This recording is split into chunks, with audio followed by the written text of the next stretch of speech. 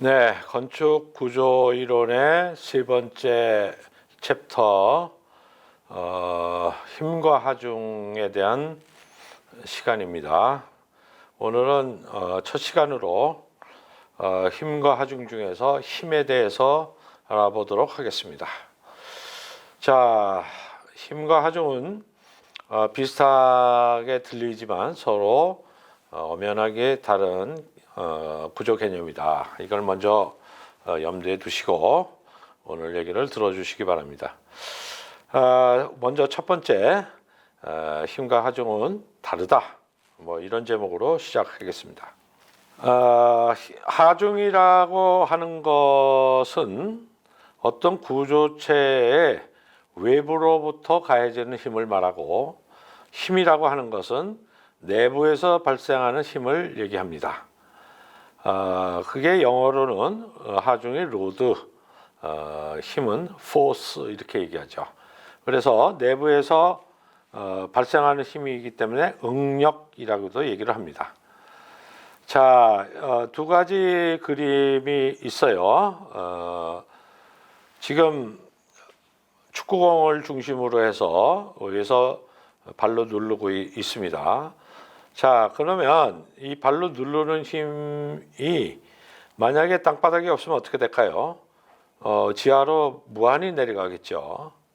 자, 이렇게 힘이라고 하는 것은 두 개의 힘이 크기는 같고 부호는 서로 플러스 마이너스로 달리해야 이것이 그 가운데 있는 공이 제자리에 있게 되죠. 이런 것을 우리가 외적인 평형이다라고 얘기를 했습니다. 그러니까 위치가 그 자리에 있는 것, 이런 걸 외적 평형이라고 하는데, 자, 이 경우에는 외적 평형을 이루고 있는 두 가지 힘이 뭐냐?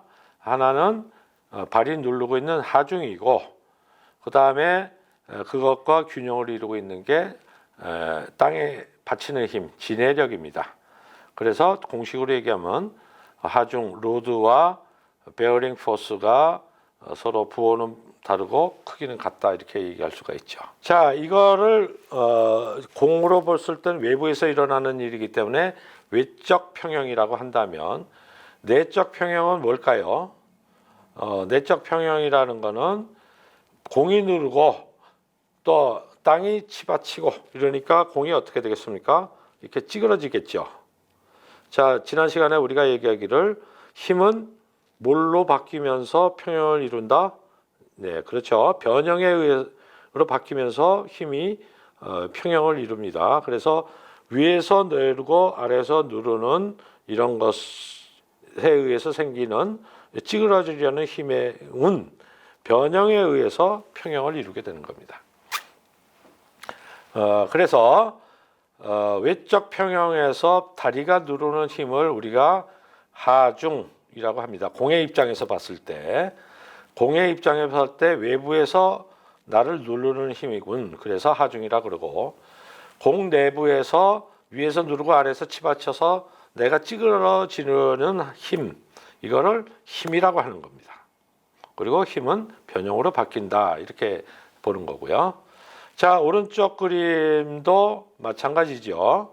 이번에는 땡깁니다. 다리가 하나 땡기고 팔이 하나 땡기죠. 그러면 저 가운데 있는 고무줄의 입장으로 보면 하나는 팔이 땡기네, 하나는 다리가 땡기네 하면서 나는 늘어나네, 이렇게 되겠죠.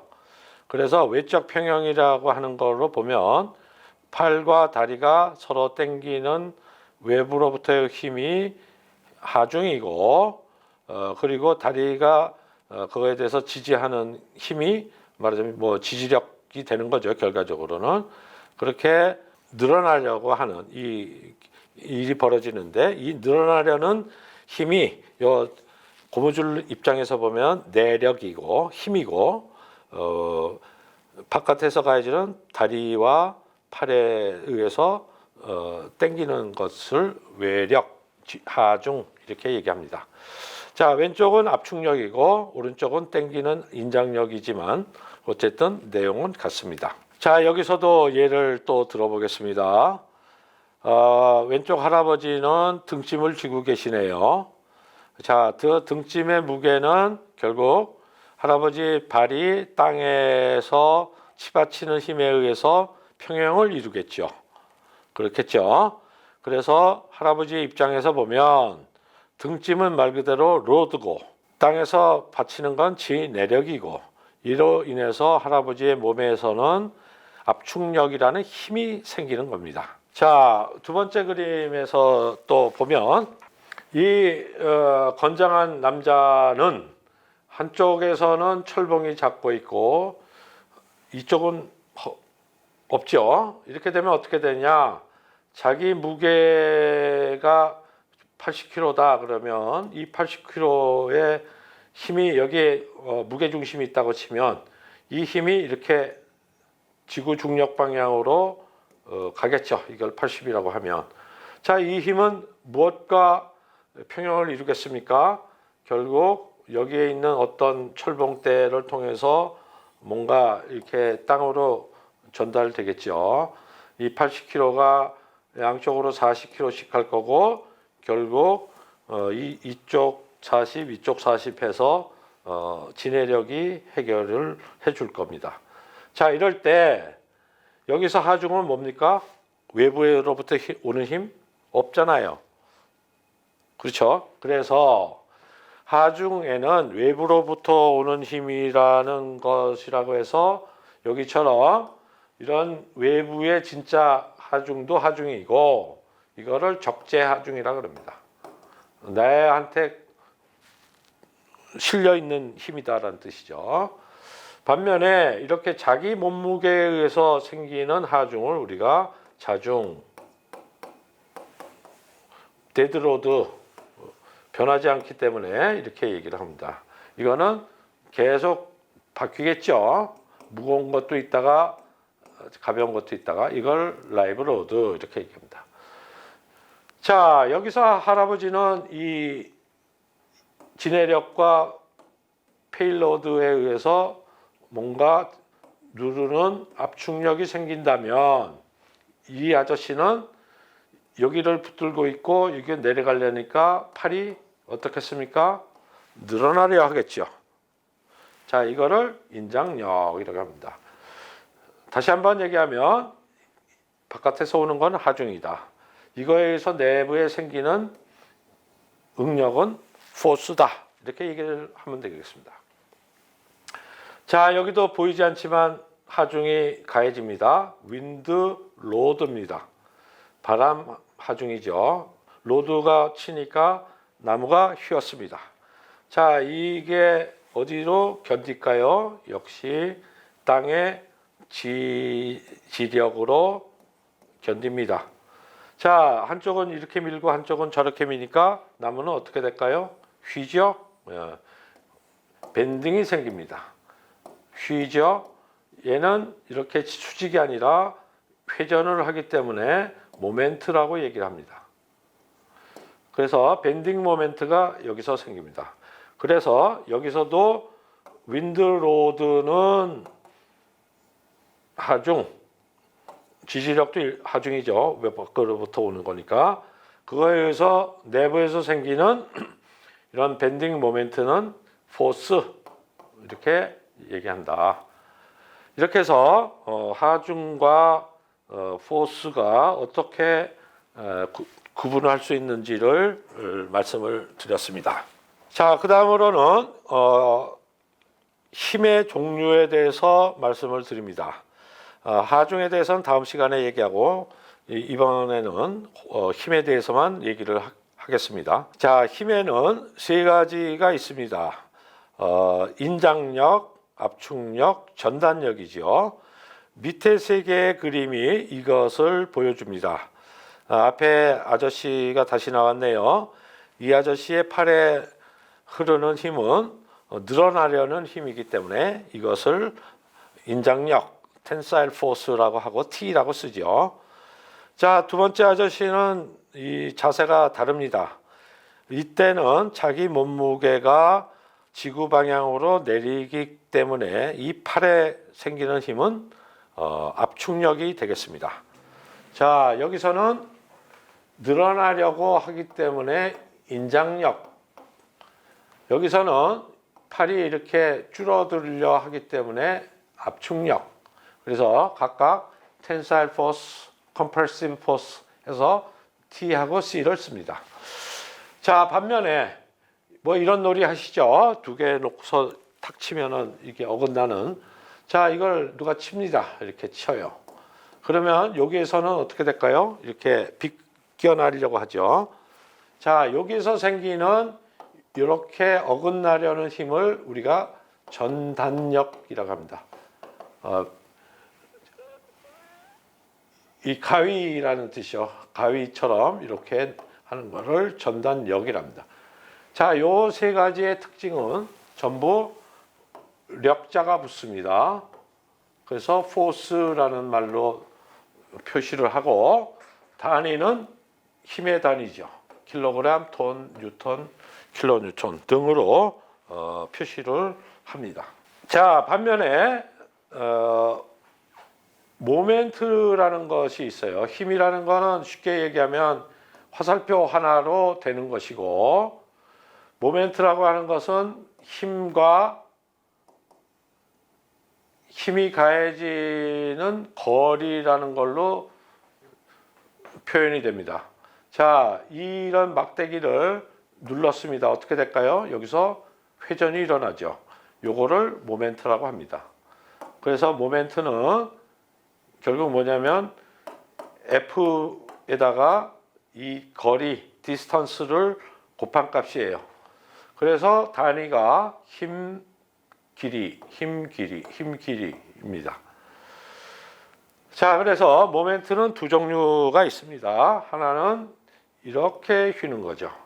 이 아버지 위에 딸내미가 올라서 말하자면 등골이 휘게 만들고 있습니다. 그러면 등골이 휜다라고 하면 이 등골 휘는 거를 우리가 밴딩 모멘트라고 얘기합니다. 휜 모멘트라고 얘기하죠. 자, 반면에 이 야구 선수는 어떻게 됐을까요? 이 등뼈를 중심으로 해서 이렇게 휘는 게 아니라 이렇게 휘죠. 소위 비틀리죠. 이거를 비틀림 모멘트, 토셔널 모멘트라고 합니다. 여기도 마찬가지로 이 힘이 야구방망이에 의해서 이렇게 힘이 가해지죠. 힘하고 이거하고의 거리에 의해서 이 밴딩이 생긴다. 이렇게 볼 수 있습니다. 이 딸내미는 뭘까요?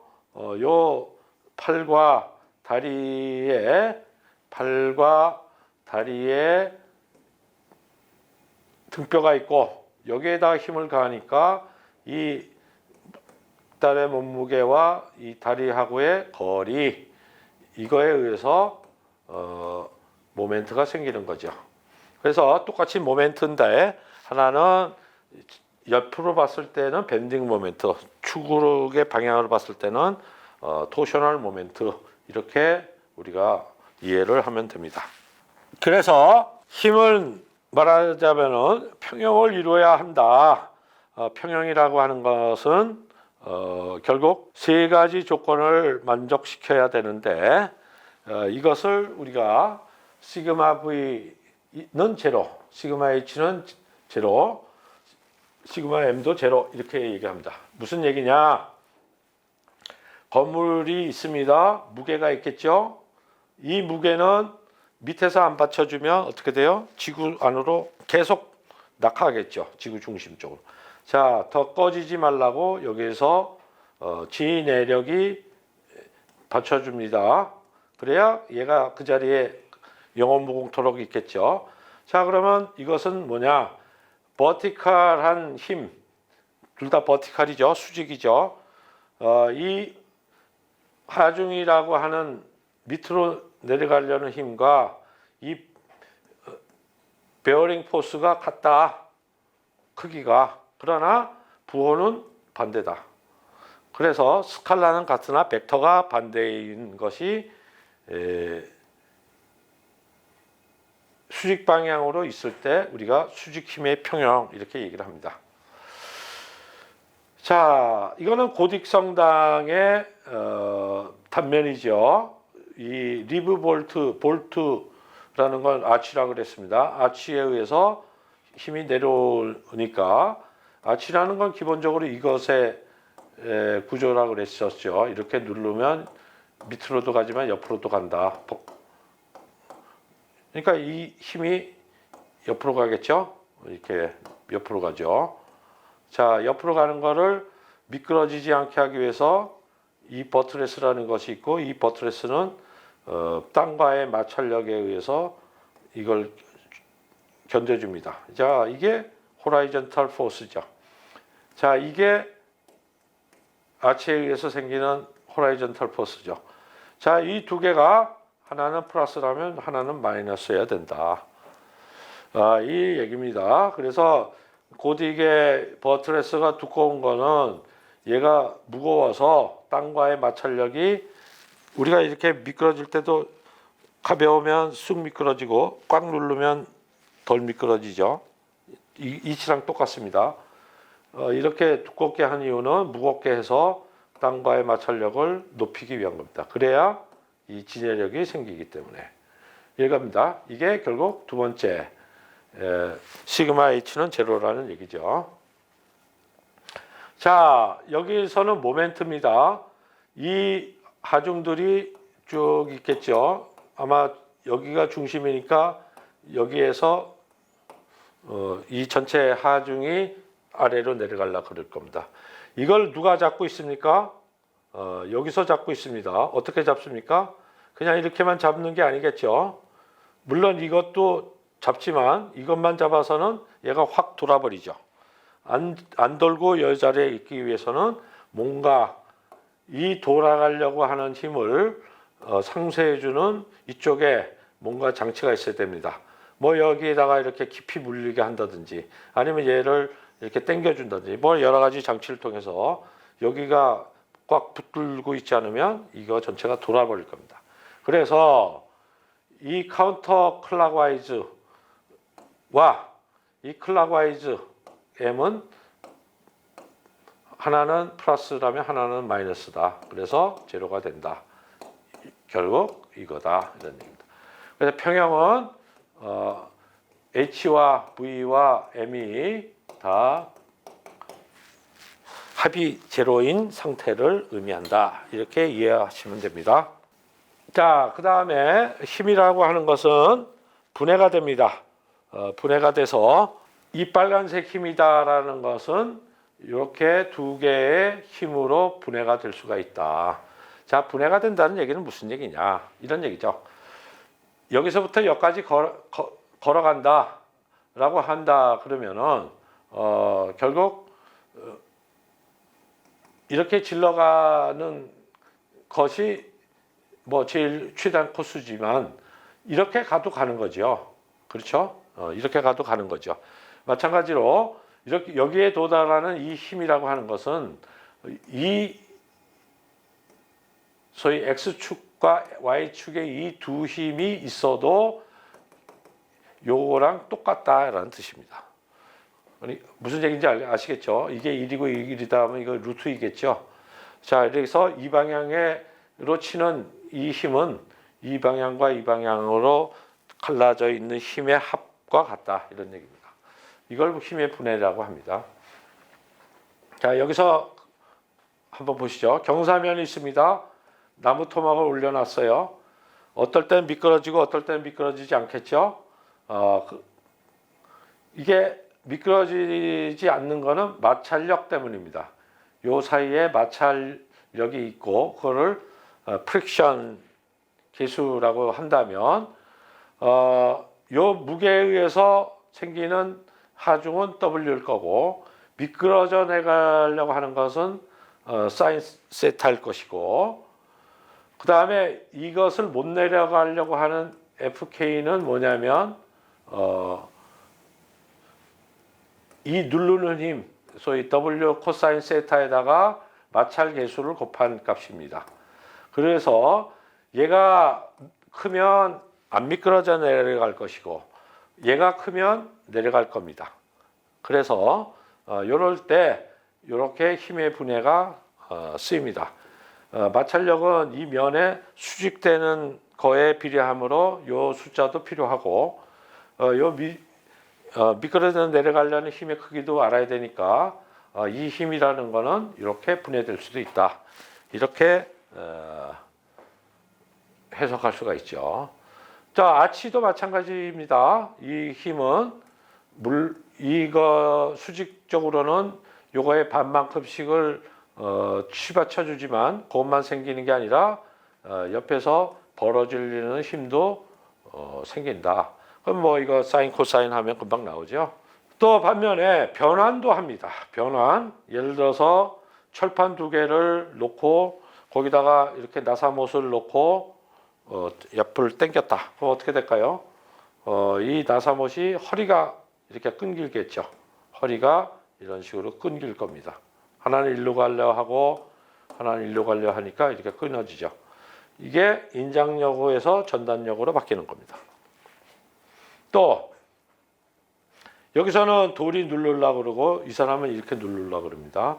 그러면 결국 요 중심점을 해서 여기는 요만큼의 거리에 의해서 이런 모멘트가 생기고 여기서는 이런 모멘트에 의해서 이런 모멘트가 생기겠죠. 두 개가 같다 그러면 평평할 거고 돌 쪽이 크다 그러면 이렇게 될 거고 사람이 더 힘을 주면 이렇게 되겠습니다. 자, 그래서 이거는 이 사람은 누르는 힘을 가야지만 결과적으로는 이거를 회전시키는 힘으로 바뀌는 겁니다. 그래서 여기 같은 경우는 압축력에서 인장력으로 바뀌는 것이다.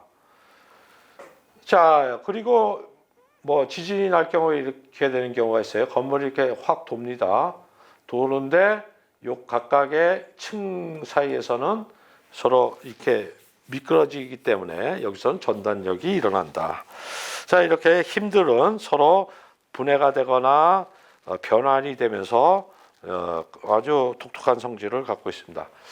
여러분들이 뭐 고등학교 때 물리학을 배우셨다면 이거는 이미 알고 있는 내용이시겠습니다만은 혹시 물리학을 배우지 않으신 분을 위해서 이 부분을 추가로 말씀을 드렸습니다. 그래서 결론적으로 하중과 힘은 다른데 하중은 어떤 나를 중심으로 해서 구조 시스템인 나를 중심으로 해서 바깥으로 오는 힘을 외력이라 하고 내부에서 생기는 힘은 내력이라 한다. 이렇게 보시면 되겠습니다.